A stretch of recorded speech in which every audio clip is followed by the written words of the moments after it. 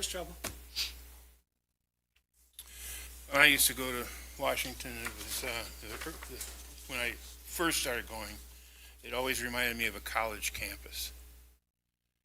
And then at the end of my career, when I stopped going, it was more like an armed camp, literally. Yeah. You couldn't park anywhere. Oh, yeah. I mean, it was those. We Ubered everywhere, so. We Ubered or took, Oh yeah, yeah. Lyft Well, or I started renting cars and instead of, well, I mean, not renting cars, taking taxis. I mean. Yeah. And I learned how to take their train.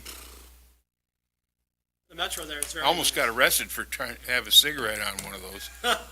We started recording, so whenever you're ready, start the meeting. Oh, is it time? Yep, it's time. Oh, okay. Let's call this meeting to order. Order the Infrastructure Committee meeting. Roll call, everybody's here. Public comments. I see no public here, so I guess there won't be any comments.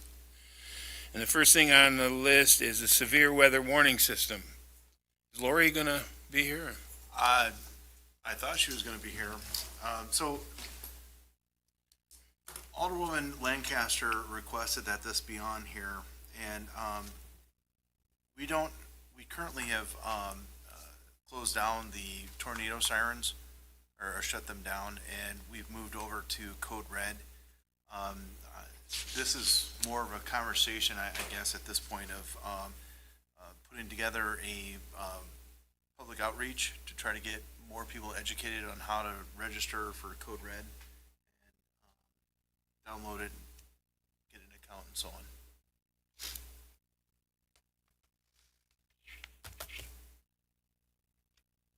That's all my spiel. So. This stuff. You're good at this stuff. It was. Oh. I thought we had put kind of this issue to rest at some point with it.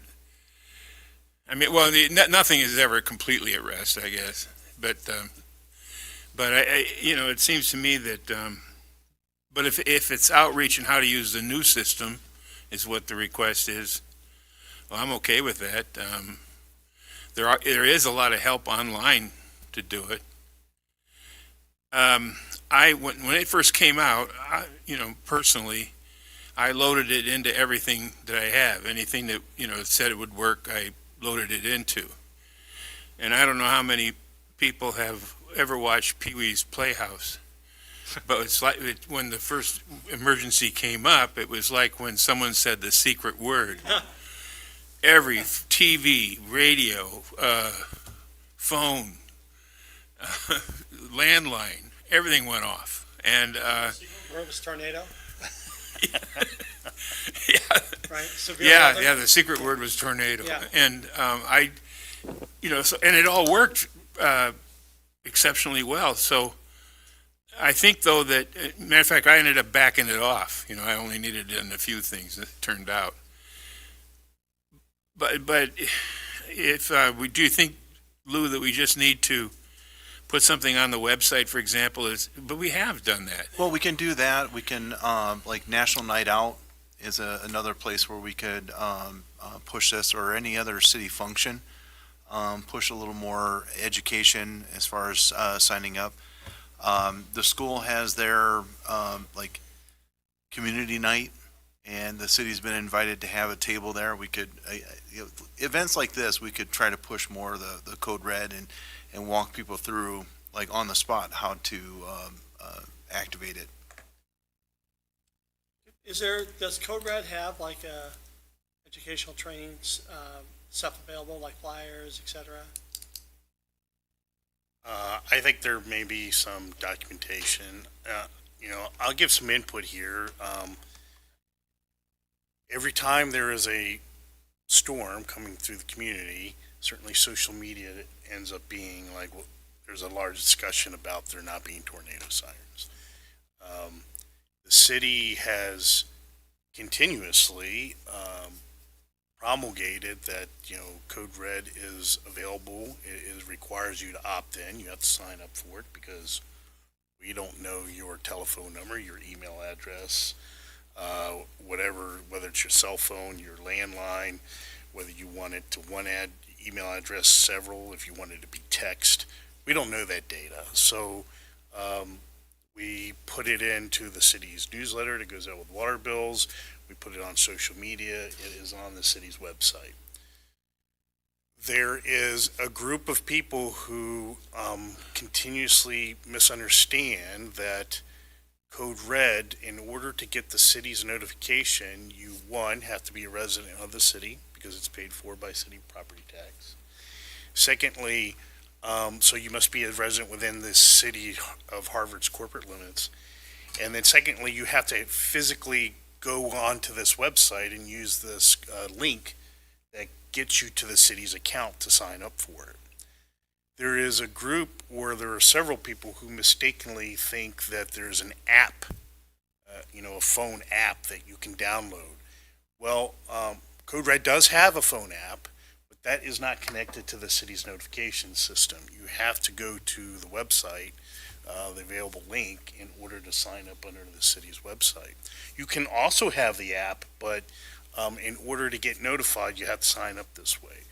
And we have told residents that they can sign up either, if they can't figure it out, by following the link, and it's pretty simple. You just follow the link and it walks you through.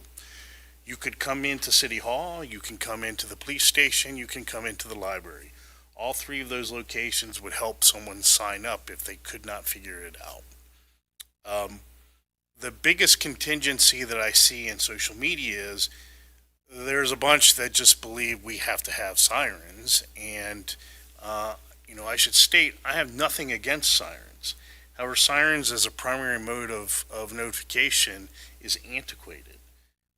It only goes off, doesn't tell you why it's going off, doesn't give you any information, whereas the telephone call that you could get through Code Red or the email that you would get or text would give you some descriptive information of why there's an emergency.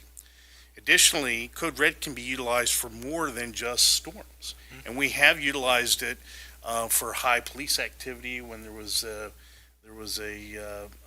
perpetrator who was kind of locked himself in a house, and there was concerns about, he was an armed person until they were able to talk him down.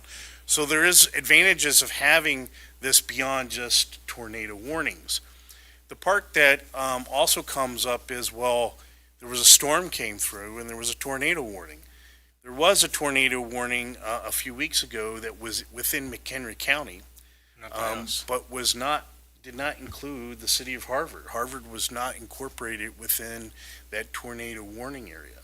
So the system is designed to work. If there is a tornado warning issued for the city of Harvard, when NOAA or National Weather Service issues that warning, it automatically will send out this code.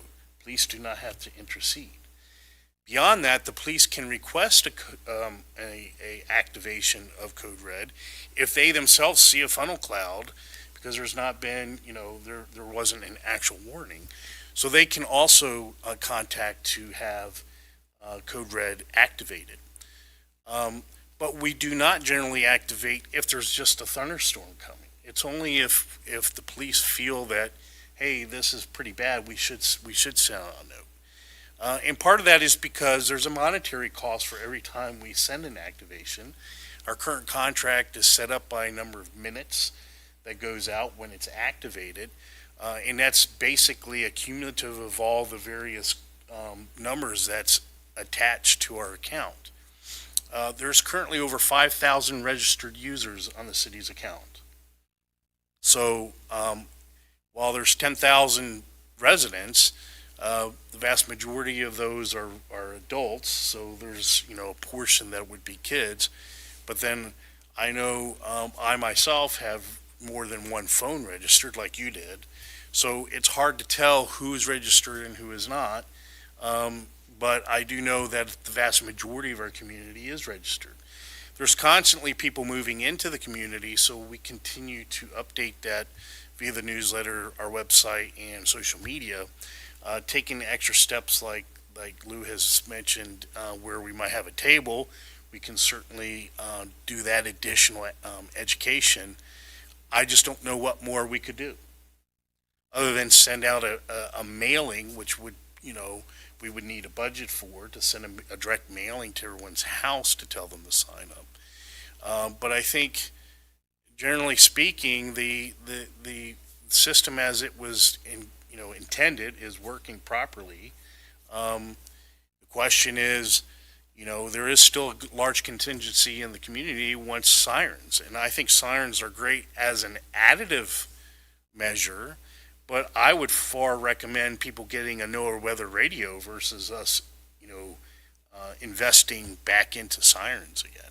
I think between Code Red and a NOAA weather radio, that would be your best chances of getting notified and understanding why you're being notified. Yeah, I agree. I think back when we had the sirens working, I think, correct me if I'm wrong, but it required a sighting. Right. So the box, there's a physical box that has a button on it, would require, first off, a police officer would have to see a funnel cloud or a tornado warning issued by National Weather Service. If either of those occurred, someone had to physically go down to the police department and push the button. It was not automated like our current system is. Yeah. Eventually, that system was then moved to dispatch when dispatch was moved into McHenry, so the officers could just call dispatch and then they could activate the alarm, or if there was a tornado warning that was issued for our city. But there were complaints back then, just like there are now, because people felt that they weren't getting warned often enough, because it required that sighting, and NOAA might put out a stricter warning, or it seemed like it was stricter warning anyway. And then the siren didn't go off, and people would complain, how come it didn't go off? And that's kind of like this. It pinpoints the severe weather, and therefore you get the false idea that you're not getting warned early enough or often enough, because there are other forms of warning that go off if anything happens in a 90-mile radius, right? I've seen it where somebody, Chicago, for example, on TV puts up a warning, and it's for their whole viewing area. Right. And people think that, well, why didn't our siren go off? So I prefer it this way, where it's pinpointed, and it's, if you hear it, you do have something that you should be worried about and take some action, rather than getting false alarms all the time. And plus, there'd be a huge expense in putting the siren system back in. It's certainly, we have so many things to worry about and try to afford that this doesn't seem like it'd be a priority to me. Since we have such a usable alternative.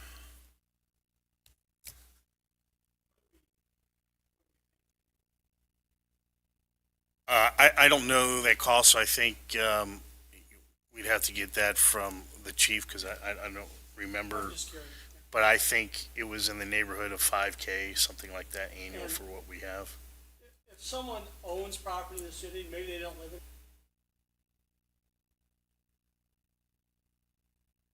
You just have to have an address. You have to have a mailing address within the city. Because that's part of the registration requirement. And so I'm sure there's people outside of the town that are upset that, Certainly there are. but they don't pay property taxes. That's right. If you own a business in town, you are paying property taxes in this town. Then use your business address. Right. For those that live outside of the city, their municipality that they should go to is the county of McHenry. Right. Because they live in unincorporated McHenry, even though their zip code is Harvard. But Harvard is not their municipality. They pay taxes to the county, not. It's kind of confusing because the district is different from, the school district is different from the city boundary. Right, so all yeah. boundaries, they're imaginary lines Yes. that are based on different things. The city of Harvard's is based on our corporate limits. And then the zip code is a much larger geography that's based on all, and so, oftentimes you'll hear people, well, I live in Harvard. Well, your mail is serviced by the Harvard post office. That's why your address is Harvard, because it goes through the Harvard post office, but you actually live in unincorporated McHenry County. And so in those residents, they should seek some kind of notification system from the county, Yeah. because the county would be their local government. So I would think that just having some flyers that are available for people to come into City Hall to explain it, that having them at the library as well, and, maybe distribute them once a year through the school district. Beginning of the year, they hand out flyers. They send flyers home in the packets. That might be a way to address this. And, I'm sure if you talk to Dave at the radio station, they cut a commercial, to explain this, and if you want to be simple, hey, if you want updates, here's what you need to do, or if you have questions, contact the city, that type of thing. But I'm sure they would do that. That's part of their job. Sure, So, yeah, yeah. that's a PSA. So. Right, exactly. So, yeah, I don't know what else to do beyond that. I don't think any mailing answers that issue. You're always going to have people upset about it. That's the way it is. They want to have their tornado sirens when they really don't help, or they do help, but it's different, Well, a lot of people don't recognize that tornado sirens are really only meant for people who are outside, to notify those people who are outside. To seek shelter. They're not meant to be heard indoors. If you live very close to a siren, you could certainly hear it indoors, but they were not designed for that. In fact, they weren't even designed as this system for tornado warnings. That was a repurpose of the system because it was a Cold War relic that was kind of dispatched throughout the United States for nuclear war warnings, right? So.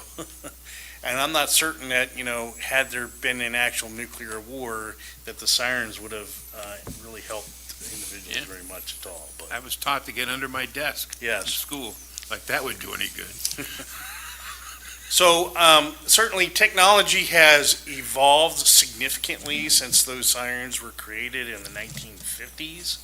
And technology today, in the palm of your hand, you have the ability to see radar, 24-hour news and weather, and with this system, Red Code Red, we can notify you by text or by call. So I struggle when residents who really want the city to install sirens, that it would be redundant to what we have, and there's nothing wrong with redundancy, but the cost of that redundancy is significantly more than I think the city council would be willing to spend. Whereas we would be better off buying every resident a NOAA weather radio at $25-30 a piece than, for every household versus investing into a new siren system. Okay, so we're going to look into ways of Yeah. and outlets and so Through on. where we can- flyers, social media, and through radio station. events, radio stations. We'll try to maximize and do another push. Yeah, okay. Anything more on this topic? Okay, moving on to Surf Internet agreement status. If you remember, we just before the meeting last, I think, well, actually, it was just before the city council meeting, we got a edited copy of the agreement from Surf. And I made some suggestions on it, and I think Lou sent it on to TJ And Donovan. and Donovan. And then recently, we just got it back from TJ, I think, with his suggestions. So, and then you sent it on to, A clean copy I've sent on to Surf, and I'm just waiting for their any suggestions that they have. When you come say back. clean copy, what do you mean? Essentially, You The took- highlighted- Notes removed. yeah, thank you. Oh, good, thank you. I was wondering about that. Okay, so all the, so you must have made some changes then? So what I did is I accepted the TJ's red line version, all the changes there. I did leave the highlight on there so that they could see the areas that we're focusing on. Sent it on to them and then asked for them to provide feedback. There was one paragraph, 4.4, where TJ wanted to know if it should even be in there. Did you remove it? His comment, yes. Hmm? His comment, yes. No, did you remove the paragraph? Section 4.4. 4.4. Page 6. Why take this on? No, I just removed his comment. Oh. So I can reach back out to them though on this part. Well, that maybe, that was a question he asked. Right. So we kind of need to decide whether we want, I think what he's saying is, we're giving up something here, and do we really need to do that? Yeah, his big concern was, why take on the responsibility that we would have to notify him? When that's something the city shouldn't have to get into. Okay, so you're going to call them and have them remove that? I'll let them know that to remove 4.4. They may have a problem with that, I don't know, but. No, I don't think they will. But thanks for catching that part. And then I also noticed that on 8.4, my suggestion on that was to, since we moved that language to 3.2, which is the making sure that 6.18 is included. My suggestion was originally to remove 8.4 because it's redundant.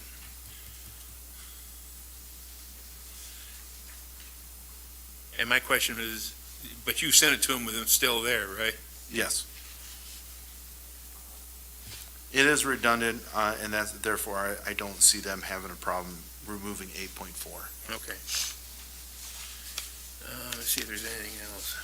I do want to note on page, between pages 6 and 7, it's 4.6.1, that originally in this, Milky Way Park was not listed, and I have since, and that's because the industrial park and Milky Way Park were going to be later developments, so they didn't want to flat out say if they didn't have enough customers, didn't have the financial means to build out towards Milky Way Park, but that they didn't want to commit to that just yet.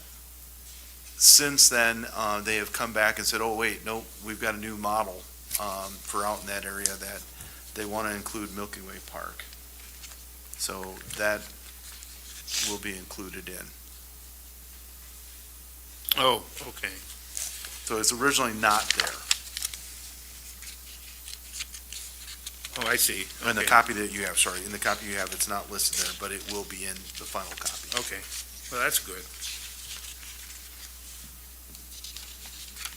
I think that's the only comments I have. Anybody else have any comments on it? Now, the question is, what do we do? I talked to Lou about this last week a little bit, and it seems to me that what I'm asking is, we could, as a committee, approve this with, assuming those changes take place, so that we can move it on to the city council meeting this month. And hopefully we can get those changes made so that then they can vote to approve it.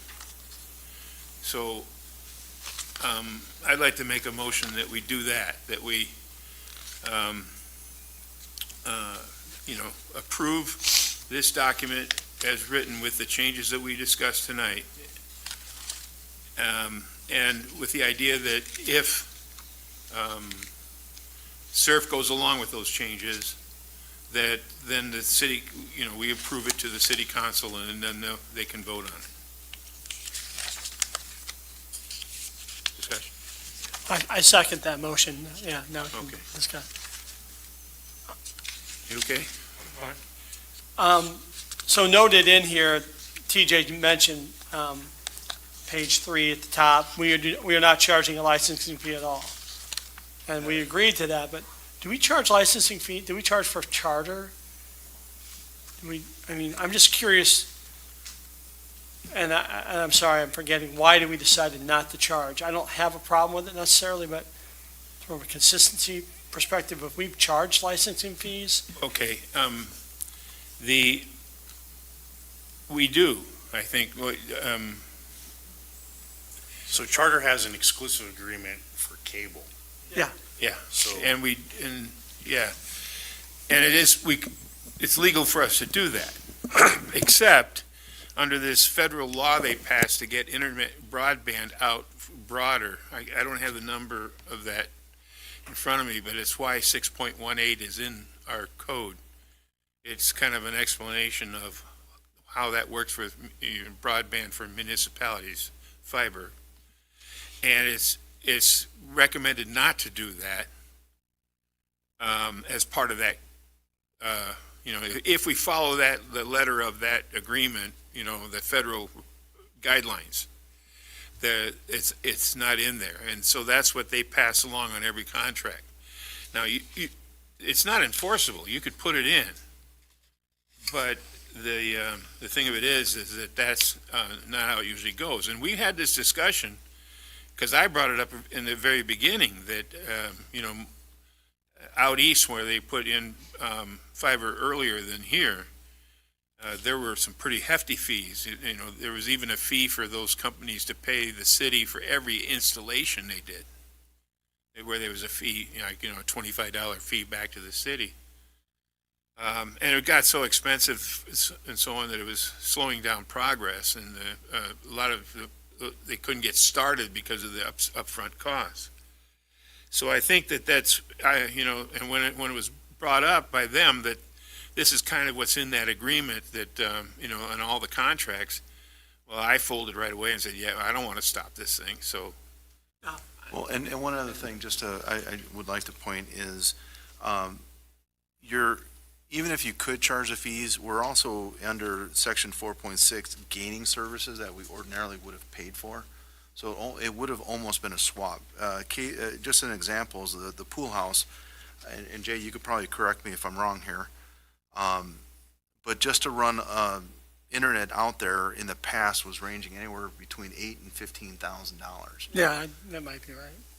And we're getting it free. Yeah, no, I get it. I'm just confirming we're all good with that. Because TJ's asking the question. He did, because he didn't quite recall at the meeting. Yeah. And that's why he put it in there, and I mentioned that, during the discussions that originally it was to be waived.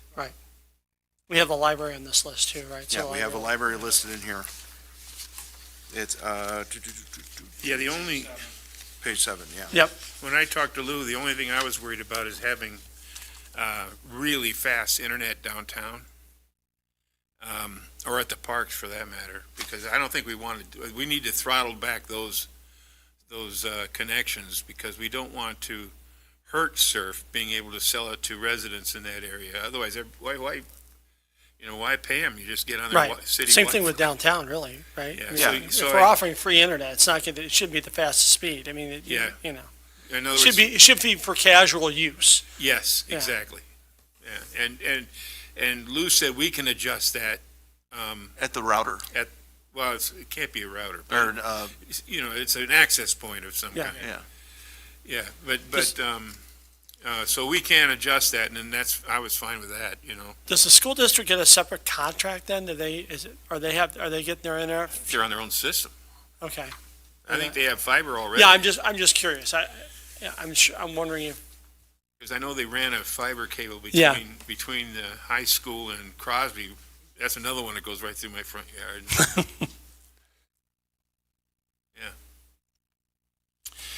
So we have You have a motion and a second. All those in favor? Aye. Okay, that's what we'll do. Motion passes 4-0. Sidewalk program proposal. There's a handout I put together here. It's just a one-page. It's number 6 sidewalk thing. It wasn't online. So Jay and I met for a little bit. Was it last week or the week before? No, I was gone last week, the week before. To talk about this a little bit and about moving forward and getting, getting started with some kind of sidewalk program. And we came up with this this list. I just changed things just a little bit, and what we're trying to do is kind of get an order of things and how we might pull this off and have a sidewalk program that everybody might be able to get behind. So the first thing on this list is to update section 6.2 of the Harvard Code to give responsibility for maintaining sidewalks to property owners. At first, I was going to put some sample language, but that's staff responsibility to do that. I saw It that is. coming. I know. Well, yeah. Because Lou keeps wanting to send me to school to learn how to be a better alderman, I think. But anyway, I think that,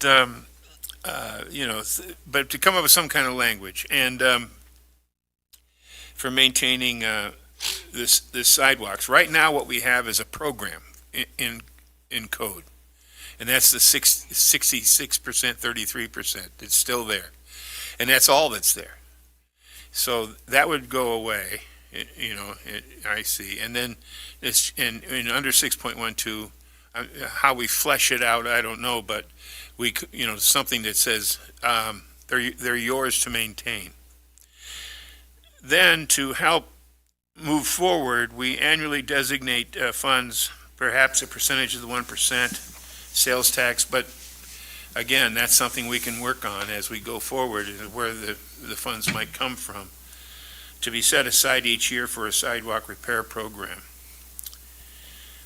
If the city of Harvard designates sidewalks as unsafe, now I think that's something that a lot of people didn't get, because in the past, we just picked a stretch of bad sidewalk and then repaired it.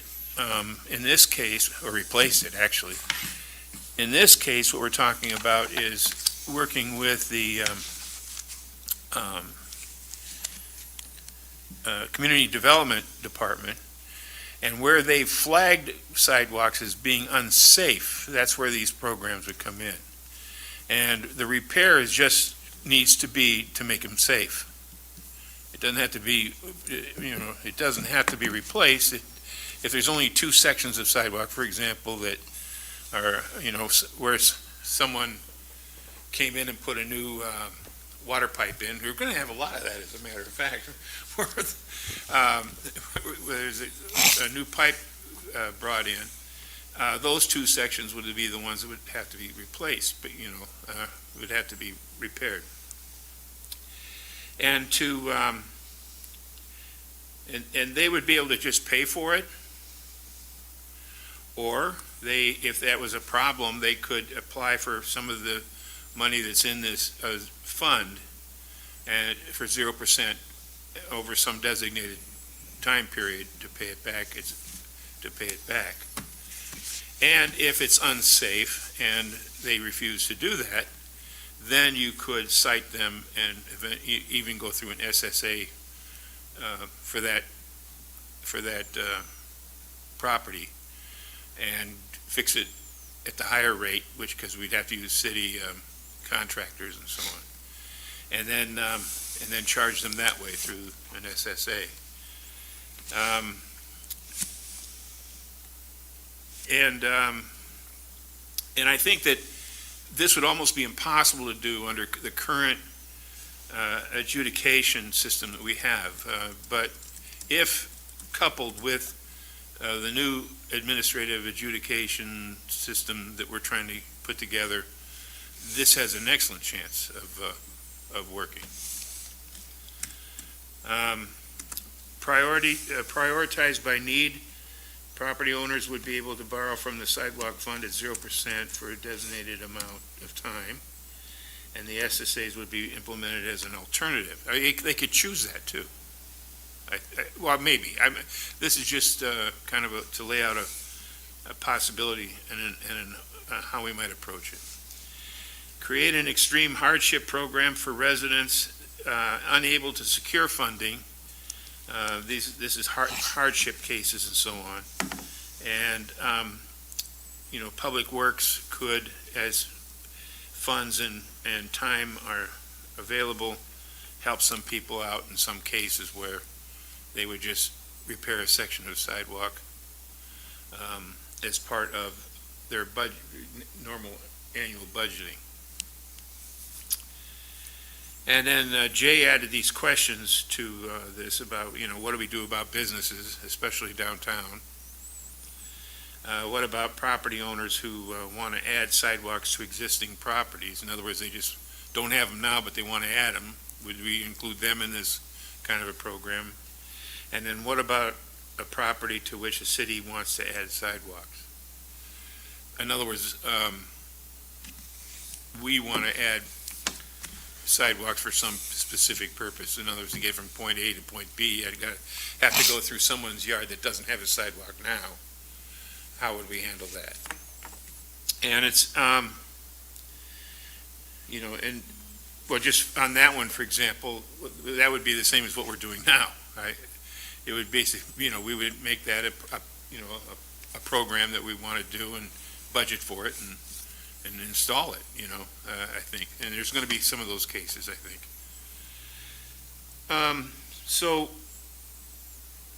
That would be kind of the layout. I just think that this kind of a program would allow us to free up money for other things. It would be something that everybody could understand. It would be fair, I think. And I would like to see us pursue that.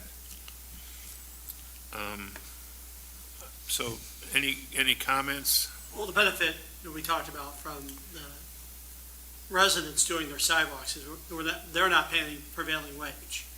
We could loan them the money on a 5-year loan, 0% interest, and they're going to get it done a lot cheaper than it would cost us.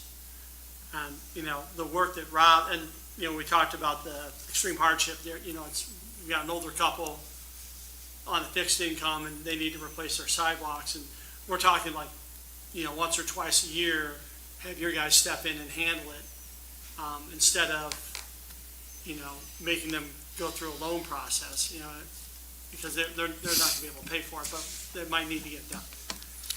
The work you guys do over the library is fantastic. I'm not talking about doing a lot of, I'm talking about minimal, and it would be a hardship type of thing. So Charlie and I just bounced around ideas, and I think the bigger point that Charlie's making is that the sidewalk owners should be responsible, or the homeowners should be responsible for the sidewalks in front of their homes. And and unless it's unsafe, we're not going to make them replace it. Now, if homeowner A doesn't like how their sidewalks looks because they've been there 20 years, they can come to us and ask for a loan in this proposal, and then they would have them replaced, fixed, and they look nice, and they just pay it back. That right? I mean, we don't have to approach them. They could be, I really want to replace my sidewalks. I just don't have the money up front to do it. Why not? It depends on how much money's in the pot and. Well, right, we have to have the available funds. It's like the program we have for the businesses, for Being devil's advocate yeah. on this one, because I'm really against the program, but that's just because I've come from another place where I work full-time. They went the opposite way, and they're actually doing what we're doing right now. And those people that live in that town can afford replacing the sidewalks, but the city's paying for it now. Where I work full-time. So, City? Park Ridge. Park Ridge, Mhm. yeah. So, and those residents definitely can afford it. Sure, yeah. I agree. But now they went to what we have been doing since I've been on city council is actually setting, certain amount off like we did and doing it that way. We've gone around and around every year about this maintaining sidewalks property. I'm assuming this is also shoveling, correct? No, No, nothing with that? no, we didn't talk Okay. about shoveling. This is only. Because it's maintaining, so I don't know what staff's gonna put in there, what you gotta do. Constituents are also gonna look at the city sidewalks themselves, that the city buildings own, and see if they're being taken care of, especially if they're gonna get hit on tickets for saying their sidewalks are unsafe. So we gotta make sure our sidewalks are looking good and maintained and everything like that. If you're gonna try and push this down the constituents' thing, I still think, since we got the 1% sales tax, we could still use the MFT funds for sidewalks, like we were doing before, and use some of that. And this program could be like the ones that are totally unsafe and we can't afford to get to that one. Then you can possibly then say, yes, let's have these residents pay for it. And then there's a fund also where they can do 0%.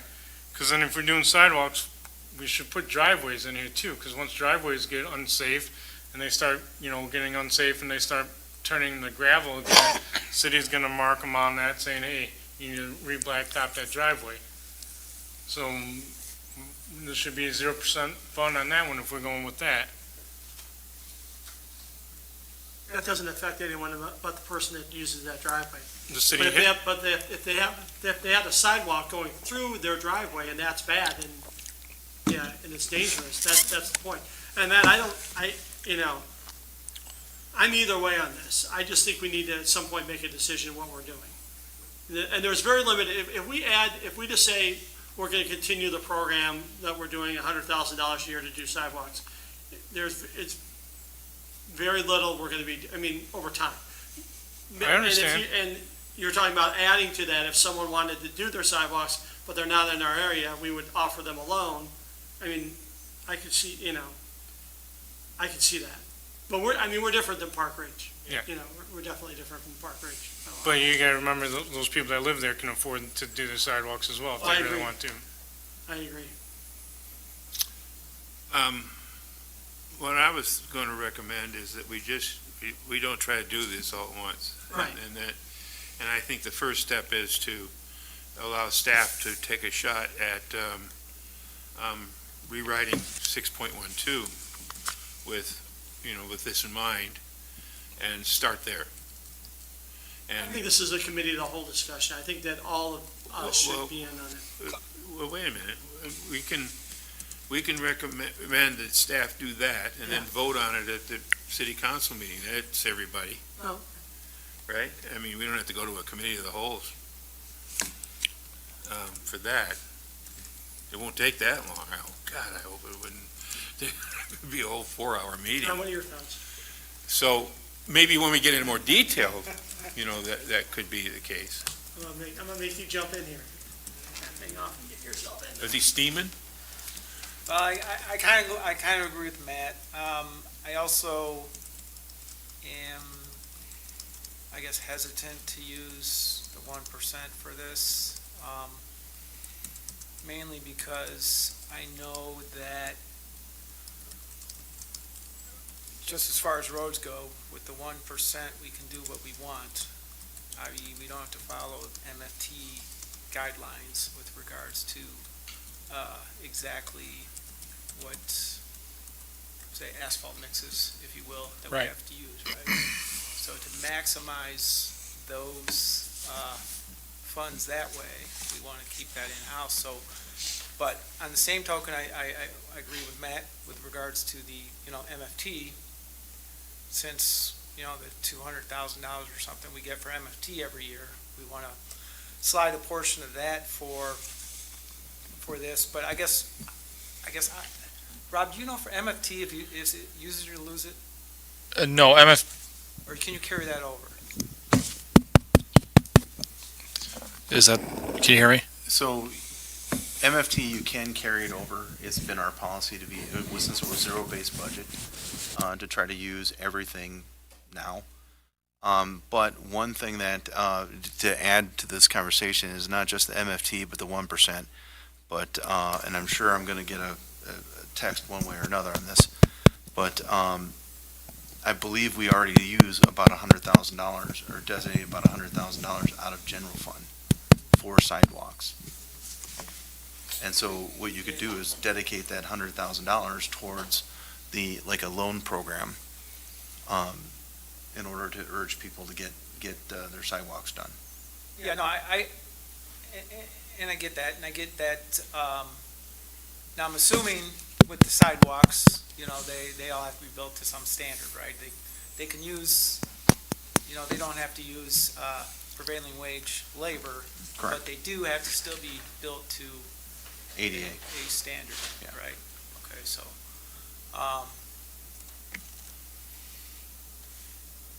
Well, fortunately, once again, I can see this both ways also. Bought my house, bought my sidewalk. The mayor put in a new house and had to pay for a sidewalk, and but we do have plenty of sidewalks that need help, and we don't have MFT. He's only going to go so far. okay, I don't see that as an obstacle, because if that's a preference, fine. It was, MFT? yeah, Why not? no, it is. Why wouldn't it be an option? What? Why would MFT not be an option? I said it is. Oh, okay. I thought you just said. No, you I don't said, see this. no, the 1% isn't the only way to go. That's why, matter of fact, I changed Jay's a little bit. Jay had 1% sales tax, and I changed it to annually designate funds, perhaps 1%, because it can come from anywhere. Well, the other thing is let's face it, we roll this out and nobody takes advantage of it. Is it then up to, we're going to have the sidewalk police going around and, We are anyway. I mean, that's the whole concept of this. well, no, but we're not going and knocking on doors and saying, hey, right? No, and We're just fixing them. And the reason that we're not is because it doesn't get us anywhere, because we have to go to court, and it costs more to go than to put fix the sidewalks. Like I said, I don't think this would work without this new administrative adjudication idea that it's being done in the Community Development Committee. Community development. Oh, yeah, I agree. Most definitely. So that's what this is based on, is, like I say, we can come up with plans for new sidewalks, but primarily, this is designed to fix sidewalks that are unsafe. I mean, that's the idea here. And I want to just, if I can, on John, right now, yeah, you can use MFT funds. As Bertie whispered, we have enough road projects that MFT funds are being used. The 1%, and this is something Charlie and I talked about as well, is my hesitation to dedicate 1% for a loan process, even at 0%, is there was a lot of hesitation that the 1% was even going to pass. Yeah. And we have enough people, enough road projects that need to be done that 1%, as much as we can get towards roads, is great. And since we already have a history for the last 2 years of dedicating $100,000 out of general funds, we can continue to do that, and then we accomplish all three tasks.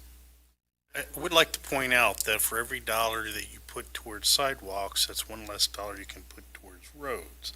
And we already know, even with the 1%, we still won't have enough funding to really get our roads to the, what is the PCT, what is that, the rating that Pacer. The Or pacer paver, rating, paver. the paver rating we were trying to get to, even with that passage, it's still deficient.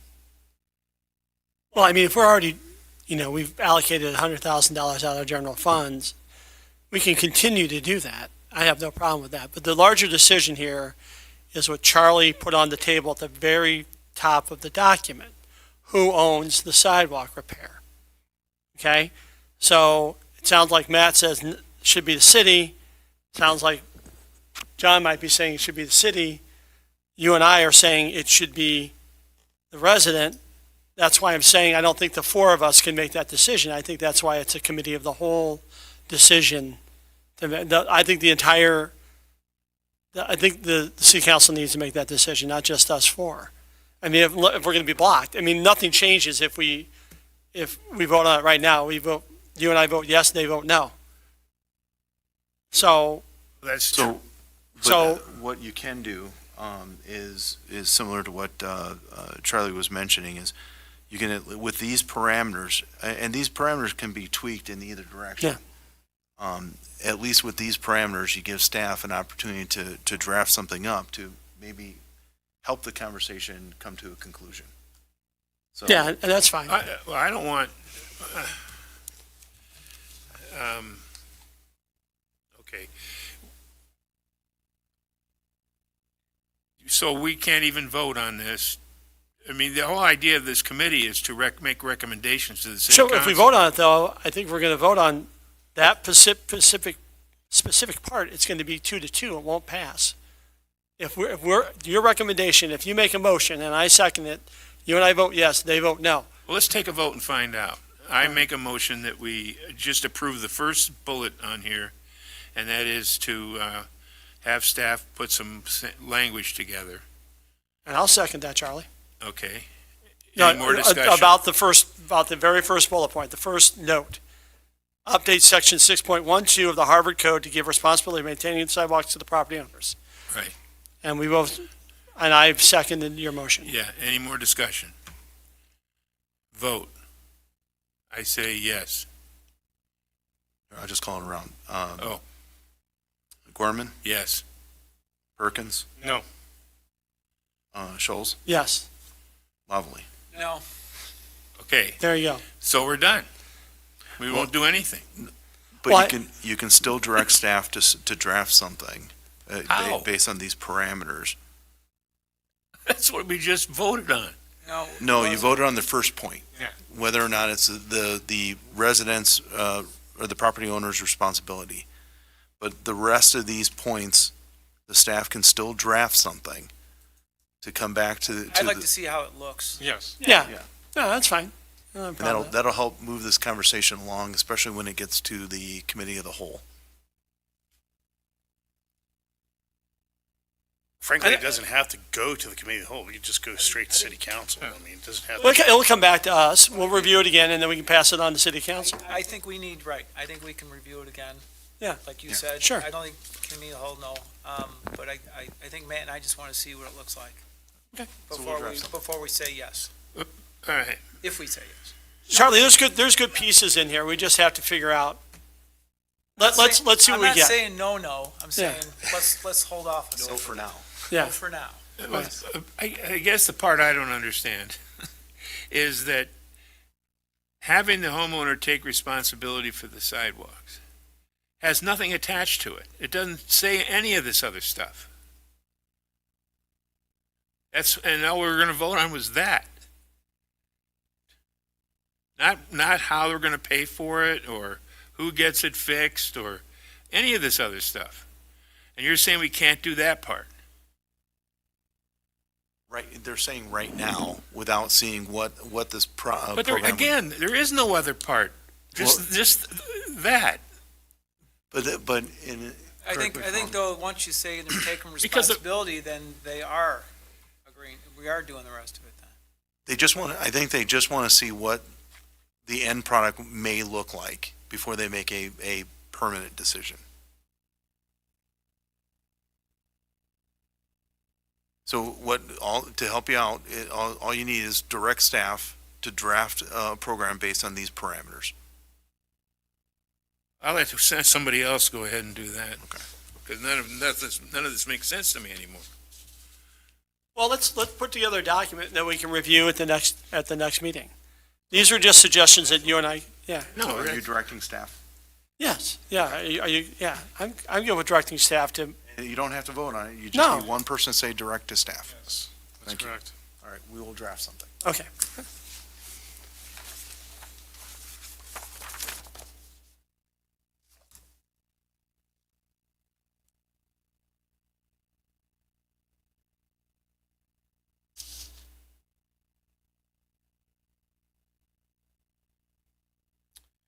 Okay.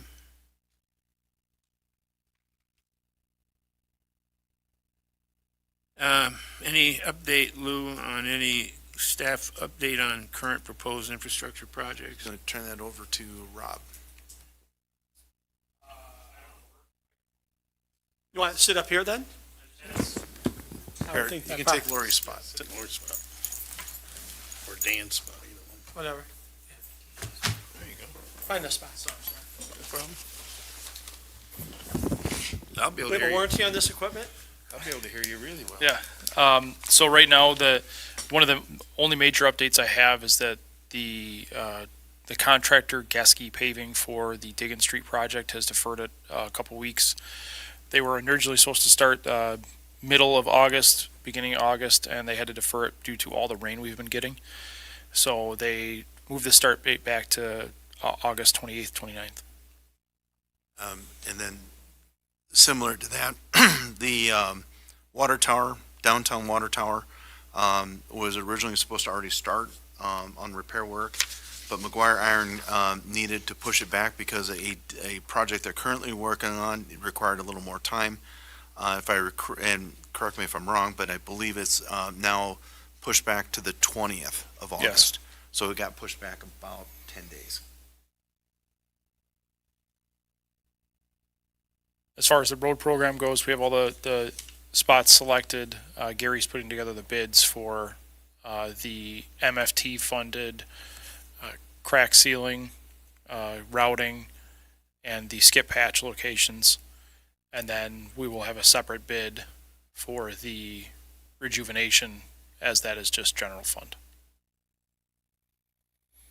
Rob, do you remember, I forgot, going back to the Diggins, was that working days or was that calendar days? I believe it was working days. Let me pull it up.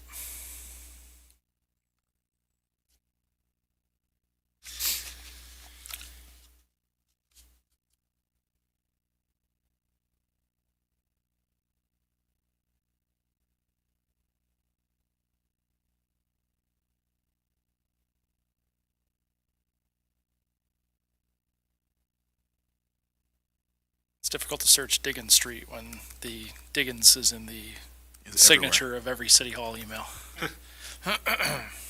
Well, just as a reminder while he's looking that up, when they're done with division, they're supposed to be starting up on 173.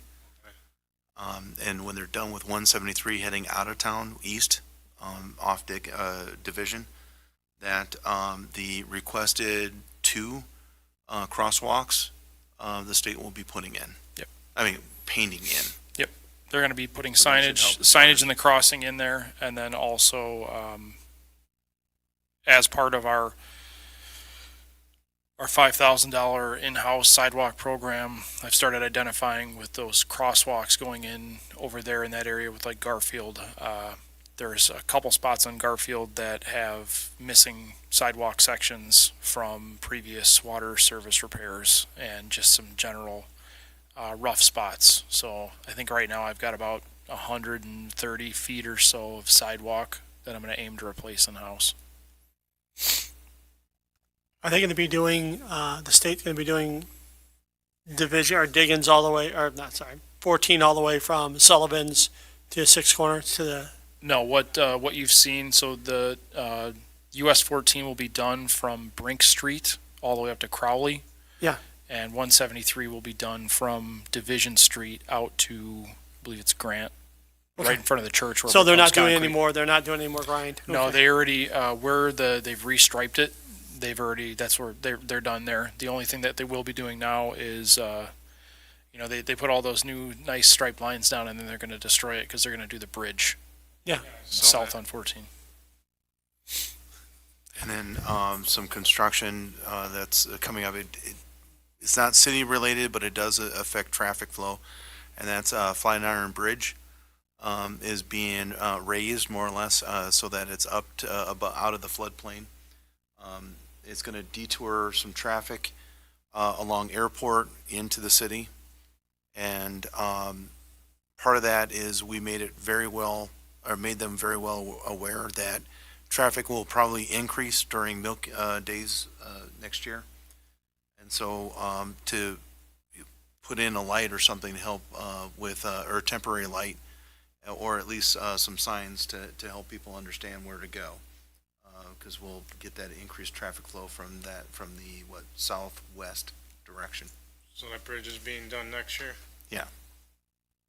But I've sat in on some of those meetings to make sure that things like milk days is that Right. they're aware of.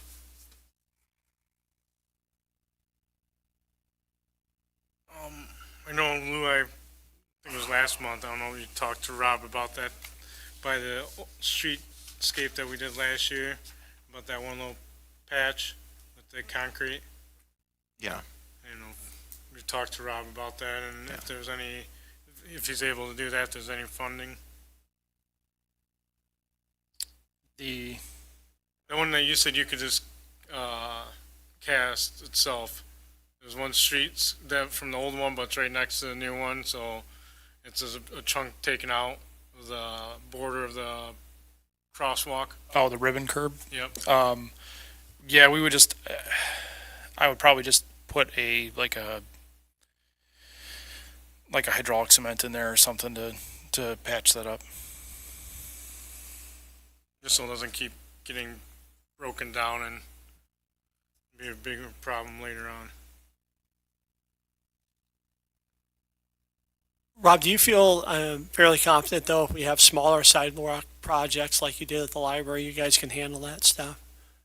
Yes and no. It depends on the season and what our workload Yeah. is. You know, right now we're trying to clean and identify all the storm sewers, and Right. you know, it seems like the efforts that we've been making. You know, even despite the rains that we've had, I've heard a few residents make comments that East McKinley doesn't flood anymore in that low spot. You know, in heavy rains, it does shed water, and the problem is that once we fix it in that area, now we're pushing the water down the way. So now somebody south of that is now getting that water, and it's overwhelming parts of the system. And we found areas where there's, you know, a 12, a 10, you know, an 8 coming in, Yeah. and there's a single 8 going out. You know, and it's identifying that and figuring out sort of where the problems are and upsizing it. I can't see any of the IDOT documents because I don't have Adobe on here, and IDOT documents demand Adobe. The schedule for Diggins it's roughly 3 weeks. It's not very long. It's a short stretch of road. I think initially the project was supposed to be wrapped up first or second week in September, so everything just goes back another couple weeks. So just like the 135 feet that we added for Milky Way next year at the beginning of the entrance to the park, you guys are okay doing that? I want to make sure we're not overloading you guys. It really just depends on what, you know, I think there still has to be surveys and engineering for that, Yeah. that area. Yeah. That was one of the things that Gary was talking about is he's getting his stuff together. You know, Lou and I had discussed this, that Gary wasn't sure if at this point in time we'd have enough time to get it bid and sent out and everything before fall. But, you know, as long as we have these funds expended before May 1, if we get them paid out of this fiscal year, so that relieved Gary a little bit because he came back and I think he said he had like 14 projects that he was working on getting submittals done for. Does you're talking about that sidewalk for the, along the road there, that's. Yeah, what's the road? Now, is that gonna be Bauman? contingent on if we get that grant or not? 'Cause if we What's don't- that? If we don't get that grant, are we gonna still put that sidewalk in? I think we should. I Yeah. think it's a good idea because I think eventually we will get that grant. I'm pretty Eventually, confident. yeah, and it's supposed to tie into our later plans for a pedestrian cyclist path, bike path. So, yes. Rob, the reason why I brought that up is that I know going into, I'm losing my mind, the park at the pool, you know, you've got the sidewalk that comes off of that pool and ends right over by the softball field. but then you go all the way down to the street, there's no sidewalk, there's just a drive entrance in there. Are you But talking we about, own that land, and we could put sidewalk on that. are you talking about going towards 173? Correct. Probably like 200 feet, 250 feet.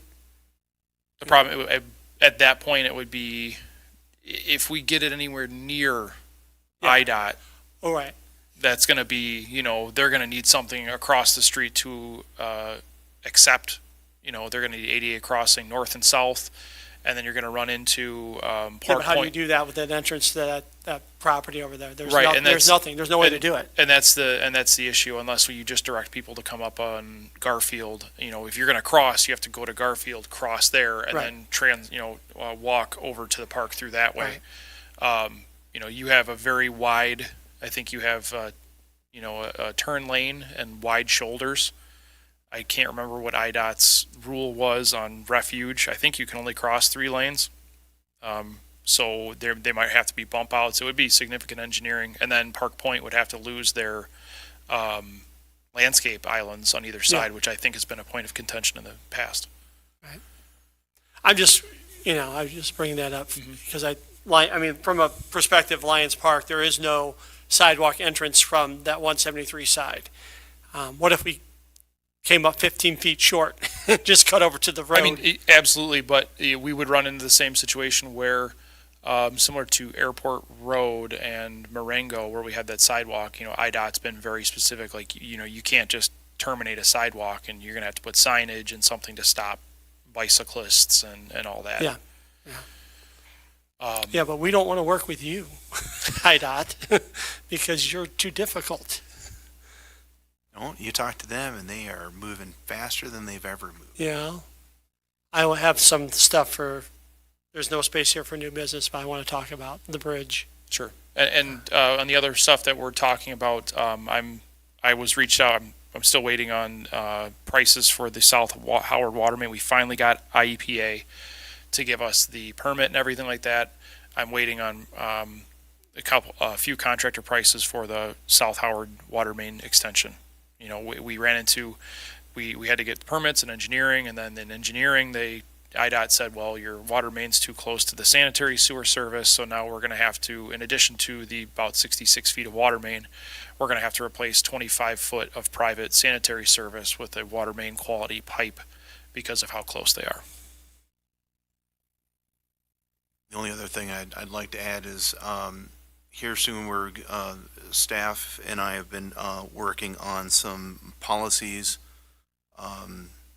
in order to try to crack down on some of the strain some of the infrastructure is taking from certain parts of the city, that we hope to be bringing forward, I think, next month, at next month's meeting. If not, it'll be the following month. Some of it's related to cross connection inspections, grease traps, that sort of stuff. Because it puts a strain on our system.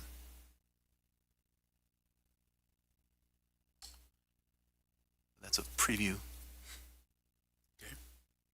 Anything else? That's all I got. Any other questions?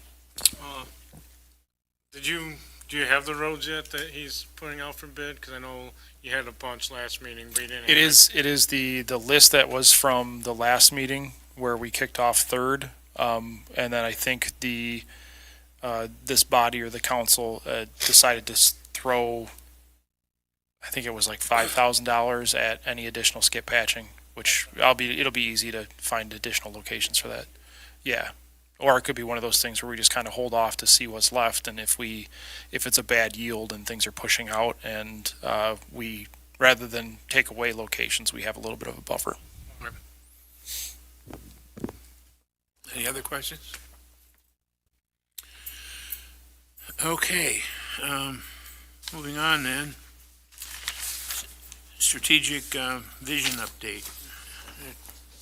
I handed out one with number 8 on it. This is from last meeting and where we got, I guess, and from the minutes and from watching the video again.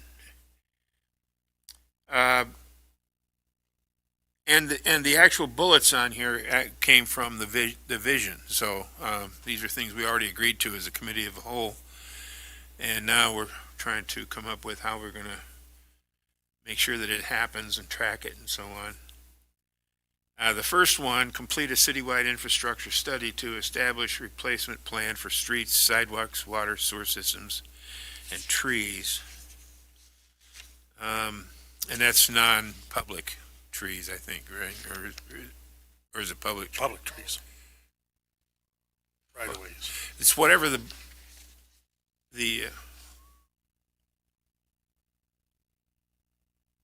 oh, okay. It's public. That pretty much has to be, doesn't it? Yeah, we're not gonna replace residence trees. And what I was so I think this is mostly what I want to do today is do staff direction and say, we need to start putting something together on how we're going to do some of these things so that we can determine timelines, financial requirements, that sort of thing.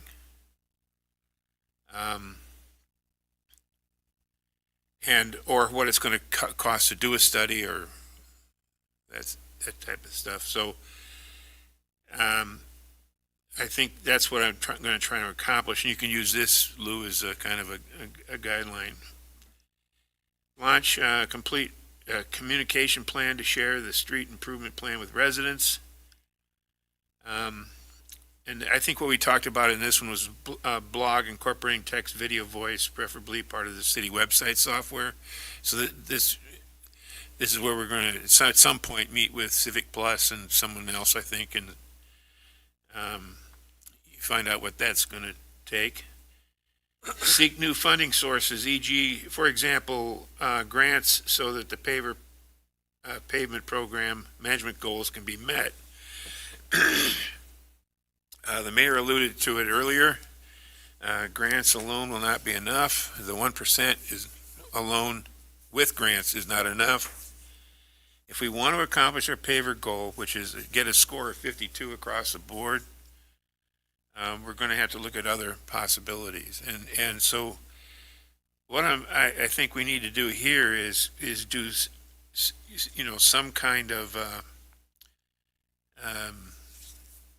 to do some kind of study as to, and I think most of it might be done in pavers, because they did do some forecasting in there for us based on, what is that, 2020 or 2021?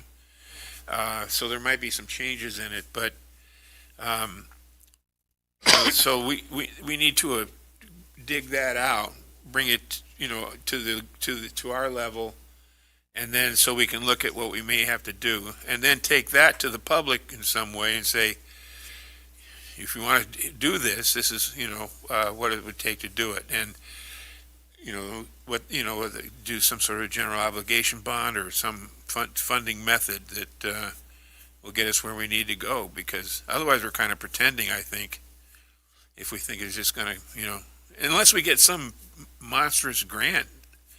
I think that we have to look at the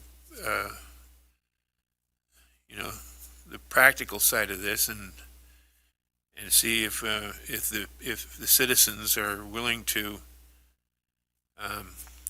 pay a little to have nice streets.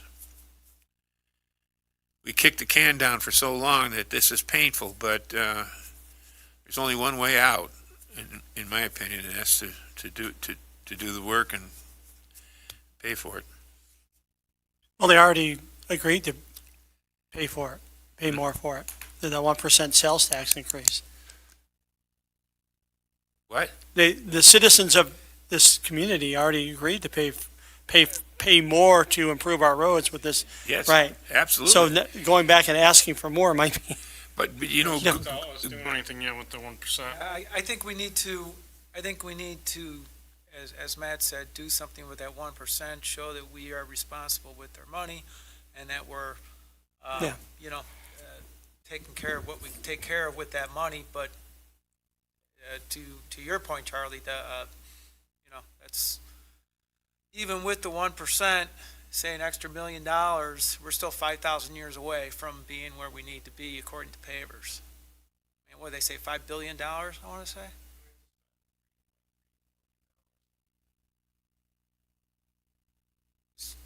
$30? Doesn't matter. But yeah. Yeah, what are we, 25 or something? No, We're it's like a 30. yeah, 38. 38's what I think. It's basically. If I recall correctly, they stated you needed to spend $8 million to get to 52. We're gonna spend, Total? no, I think, no. I don't think it was. A year, for how many years? Well, yeah, and two things. One is that we knew that going in. Yes. We knew it before we did it, that we were still going to be in trouble. I mean, that was even in the presentation that was online. So we're not, hiding anything there. We knew we'd be in that situation. The 1% allows you to do about 5 times more than what you were doing before, but it's still not enough to hit the 52. Right. So, but again, and you're absolutely right. That's fine. But that would be part of the plan, John. In other words, we would say, we're not going to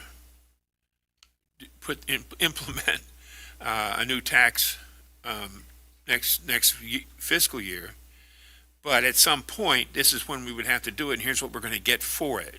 In other words, just start the ball rolling about, first of all, understanding the problem and what it's going to take, and then 2, what it's going to cost, and what action we take on that, and if we actually get a bond, is something that they'll have to decide, and when we control when they decide it. It doesn't have to be right away, but we can do the legwork on it. And that's all I'm recommending here, is that we put a way to, make sure that we have some sort of report that we can go to and know the size of the problem before we get into it, before we do anything about it. Is that fair? Okay. Oh, okay. You got to vote on it? Huh? No, you don't have to vote on anything, yeah. Matt, what do you say? The total backlog.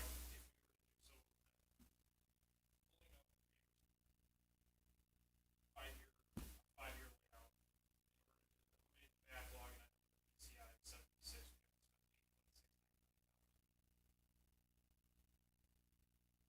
But I think we decided on getting to a PCI of 52, didn't we? We did. Target PCI of 55. For 8 years? For 5 years. But even if we do that, let's say we take a bond for that, $25 million bond, right, to pay for all that. At the end of those 5 years, we start and we pay out, we're working to pay that bond off. Eventually, we're going to fall behind again. Eventually, we will fall behind again. There's simply not enough tax revenue to pay to maintain the streets in this community. Not necessarily, and this is my one counterpoint, is Yeah. in the past, and I think when the pavers was done, is we weren't doing preventative maintenance. Right. And we've been incorporating it as of last year, preventative maintenance, which, if you remember, if we do our roads right and we do the maintenance, we should get 30 to 35 years out of some of these roads. So it is theoretically possible. It just, we're just now starting to implement those steps to make that possible. We'll get there. Right. I think we can make things a lot better. I just don't know if we'll get all the way where we need to go. And I don't foresee anyone wanting to approve a bond for that type of money. We just did that for a sewer water treatment plant.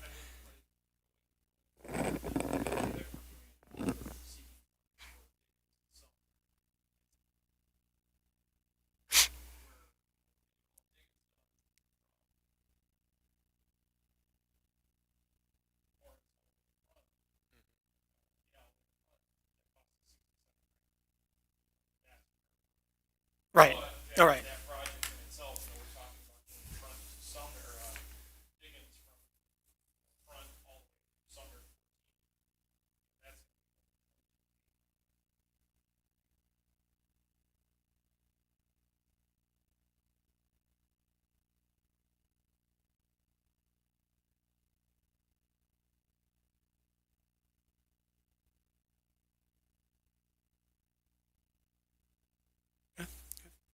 Well, Marengo's still 2 years out, a year and a half, 2026. It is end of next year. Is it the bridge or is it the road next year? The road. I mean, the bridge is gonna come later then? I thought they were the same. Yeah, I thought they were the same time. Yeah, they were shooting to do those together. I can get in my subdivision then, because you got Flatiron Bridge being done. Marengo It's gonna and be a 14 nightmare over there. being done. Oh, it's gonna be a nightmare. Well, again, Lou, it's just, we need to figure out how we're gonna get to 52, when we can do that and so on, and it's whatever combination of stuff we can come up with, right? I mean, but the one thing that's been missing in here that we haven't really talked about was the idea of floating a bond, and I just think that that's also something that should be considered at some level. It's at least considered, and we may not do it, but I think we have to wait a couple of years of doing what we're doing right now with the sales tax increase and seeing the improvements from that. I mean, to ask the public right away, here's a bond, we're gonna need this too. yeah, You again, know, I'm not it's gonna take a while. suggesting that we're asking the public for anything. Right. But Well, and I think the idea is that if you were to do a bond, you would use that 1% to pay that bond, or part of that 1% to pay it. Okay, okay, We'll do it that way? Because remember, the resolution is to do road work Yes. and curb and sidewalk. And this is, you're just paying for it all at once, you're paying that bond back. So it is still the same principle. and hope that the government doesn't take that 1% away. Well, no, the citizens passed it, so You should know that the state legislature has passed the ability for non-home ruled cities to begin collecting a municipal sales tax for this very issue.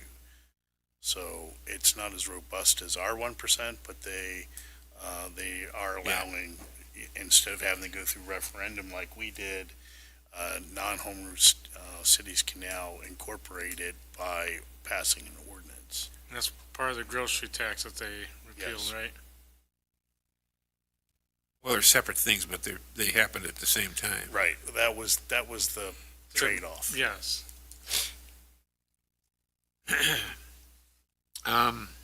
Okay. so we'll start getting quotes. And then begin street improvements with funding supported by taxpayers. That's still on schedule for 2025. Engage with Metra, RTA, and PACE to explore ancillary transportation. And on this one, I just want to make sure you've picked up where Dave left off with those guys, right? I mean, you're on that RTA project on Brink and where they're putting in, Sidewalks? yeah. Yes. Yeah, okay, so, because, I think that's what this is about, is that, and then to expand it as much anywhere that we can, so,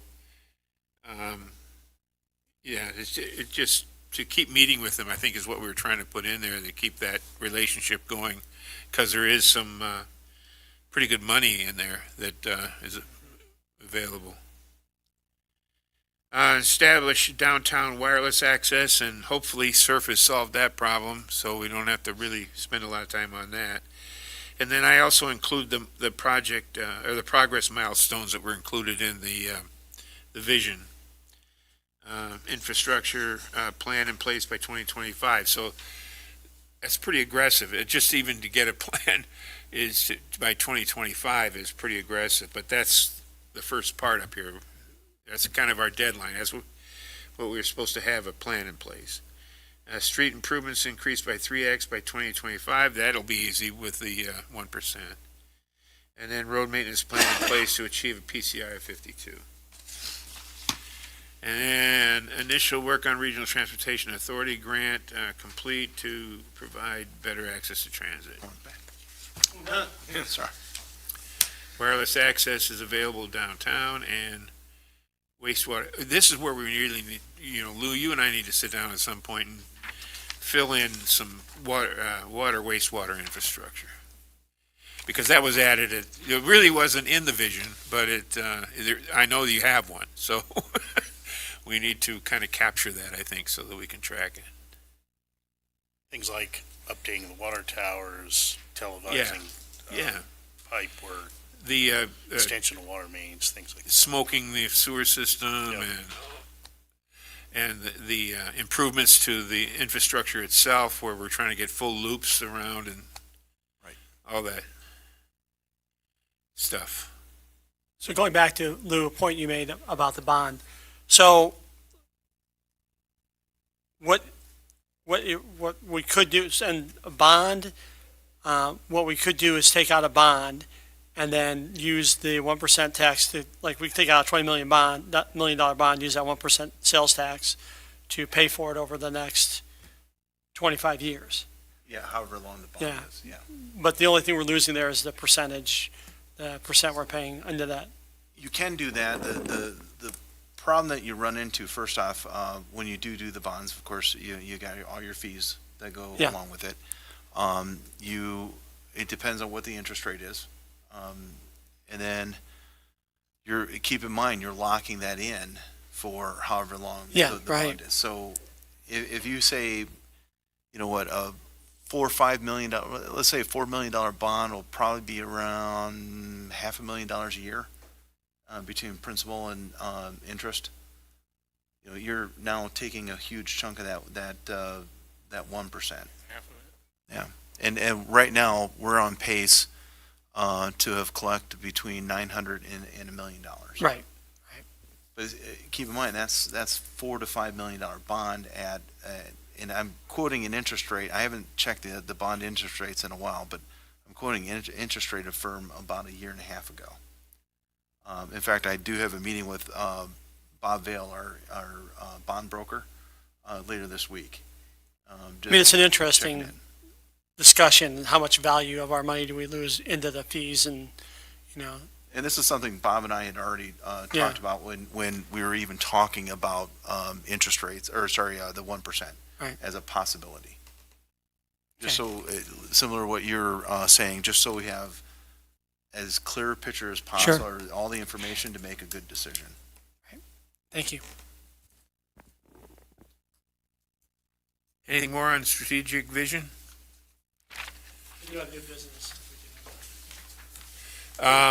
Well, I have one thing too. It's kind of, I guess it's not new business, but I forgot to put it on the agenda, and that's setting dates for this meeting on a regular scheduled basis. And since we're first, is there going to be a coordinated effort on this? Between all the three main, four, all at the same time? That's a great idea. Second Monday in every month? Well, I was wondering, is that good? Those would be days I won't be able to make it because I work every third shift. I just like the flexibility. That's okay. You're going to have fluctuations of people who can and can't be here. I'm not trying to disavow it, but if you have a set date, that helps as far as staff being able to plan to get things coordinated and get, if we have to have presenters brought in. Yeah, but it will always be the second day. But in his case, it's he wouldn't be able to go to any meetings if we had him on. How come you're here now? No, it is not every Monday. It's every third day is when my schedule is. So it depends each month. That's It why. rotates. So with committees, that's why we've moved them. And for majority city council ones, I've taken vacation days off if I've done trades. I see, So I can I get see. this I got if you. I'm not, I got you. So if you made it, I think. But that would happen any day then, right? No matter what Oh, yeah, no more, yeah, because the old way that we were doing last year was the way, because we'd be like admin one was the every second Wednesday, but when it come on the month with it's a red shift, that's what shift I work, that's when Lisa would move it to accommodate me to be there. I see, okay. For everybody else, is Monday, this second day of Monday. And it's fine for me. John? I'm flexible.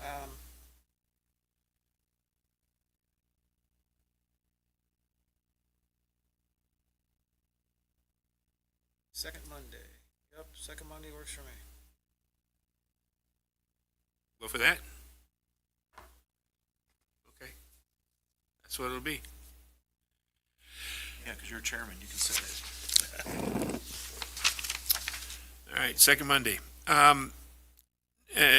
New business. Have one every month now? We can always cancel if there's no As business. needed, yeah. We can always cancel if there's no business. Like, But I think we're gonna be busy. I kinda hope we are anyway. Well, in moving forward with the 1%, yeah, you're gonna be pretty busy. And Well, I then think- now including water and wastewater as Yeah. part of the topic. What new business do you have, Jay? Okay, the bridge. Which bridge? Route 14 bridge.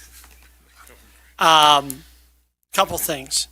Charlie and I, Charlie had, you brought up in the discussion, Charlie, that you actually talked to someone from their office about the snow. And that person, who was the supervisor at the time, admitted to you that they were responsible for maintaining those sidewalks, but they don't.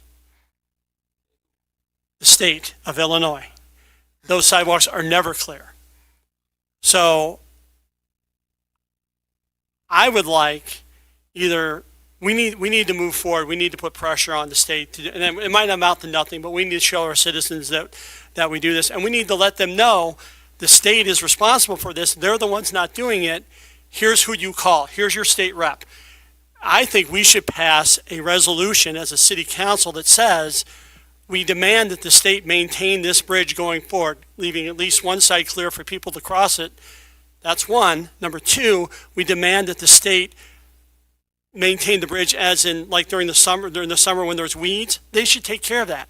It reflects on the city of Harvard that when you drive up that bridge north, there's weeds on both sides, and they never touch it. They never do a thing. Nothing. Number three, we demand that they repair any damage to that bridge within a timely fashion. Up on the north side of that bridge, on the right, there's a dent where a car hit it, and that was like 3 or 4 years ago. The metal rails are pushed in right next to that building that's right on top of the bridge. They've been pushed, it's been 3 or 4 years, and it's still sitting there. So I think we need to show, as a city council, that we want to put pressure on the state to deal with this. And I don't know if it's a resolution. I don't know the best way to address this. But what I'm saying is it should be addressed. And even if the state doesn't do anything, we show that we did something. And we tell our residents that you contact your state representative and you tell them that they need to clear this bridge. They need to clear a sidewalk. There needs to be a way for people to walk across this bridge during the winter. And that they need to take care of their weeds, and they need to fix it when it's damaged. Did you talk to any of the reps when you were doing that? Who? Representatives, anyone in the House or the Senate? Reek, right? Steve Reich used to Steve be our Reich. rep. Our rep is now Joe Sosnowski. Yeah. But, yeah, I did. I mean, so maybe we can talk to our new reps since they moved the boundaries again. Jay, well, I'll add that to the next meeting. Yeah, I mean, we can make that as a, Yeah, an agenda for our next item, meeting, agenda item. because we can't do anything about it now. Well, Right, but, and along, just keep in mind between now and the second Monday of next month, that it's similar to doing a demand letter. And that's something that if endorsed by the council, you can take to your representatives as yet another, giving them a little more ammo to help work with us with IDOT to try to settle this issue. should we circulate a petition as well with our citizens? And You can, but that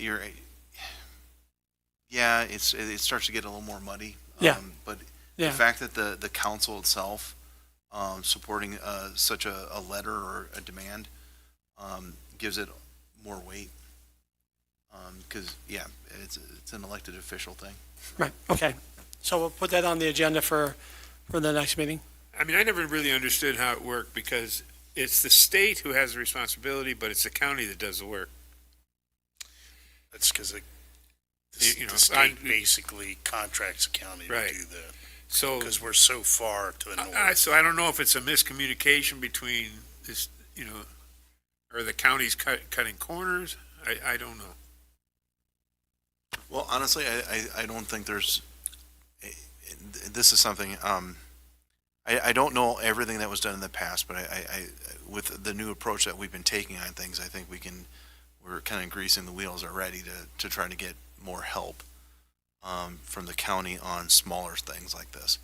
So, Didn't we have a resident who was killed on the bridge a couple of years ago because they were not walking on the sidewalk? They were walking up the bridge. It was up, going north. I think it predates my time.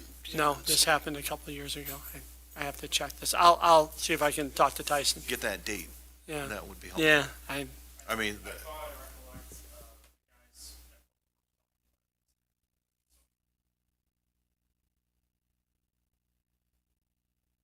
yeah.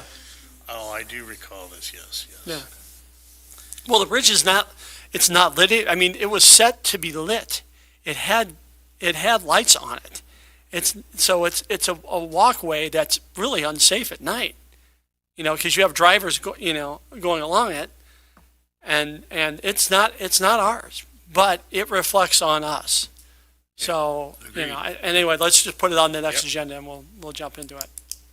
and I'll see in the meantime what avenues we've got. Thank you, Lou. Appreciate it. I have nothing else. Anything else? Is there a motion to adjourn? It'll be a 2-2 vote. Yeah. Second, and I'll vote no, though. All those in favor? Aye. Thank you.